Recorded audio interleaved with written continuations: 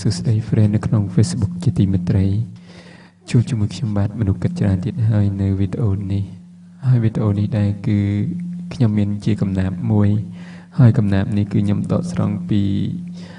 ខ្ញុំបើក website Google អូខេកំណាព្យនេះដោយបងប៊ុនពិសីកំណាព្យម៉ែចំណងជើងម៉ែអូខេ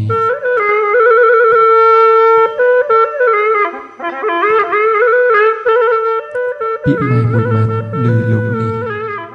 សែនធ្ងន់អ្វីម្ល៉េះក្នុងចិត្តកូនបើសិនគ្មានម៉ែ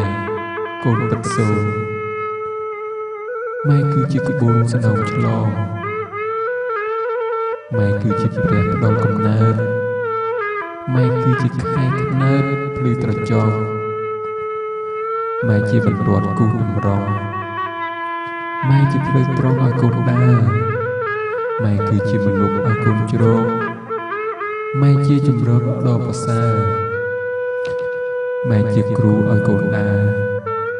ម៉ែល្អគ្មានស្មើនឹងផ្ទឹមបានម៉ែគឺជាផ្ទះដ៏កក់ក្ដៅម៉ែជាលំនៅដ៏សុខសាន្តម៉ែគឺជាព្រះសង្គ្រោះប្រាណម៉ែជាវិញ្ញាណដ៏ស្គមស្កៃម៉ែជាព្រះច័ន្ទបំភ្លឺយប់ម៉ែជាភពមានរស្មីម៉ែជាដំពេញដ៏សែនថ្លៃម៉ែមានតម្លៃលើទ្វីបលោកម៉ែជាបងឯងឲ្យកូនតោម៉ែជាបង្អោងឲ្យកូនក្រោក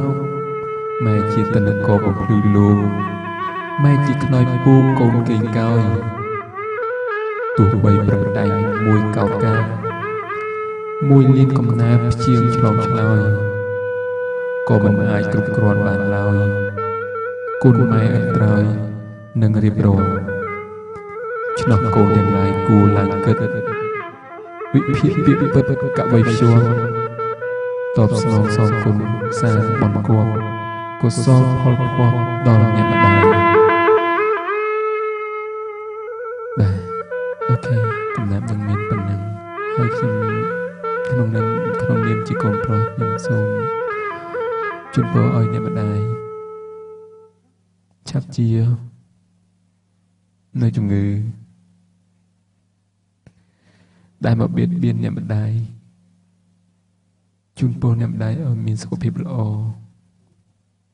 អរគុណពីកូនប្រុសម្នាក់ដែលស្រឡាញ់ម្ដាយអរគុណ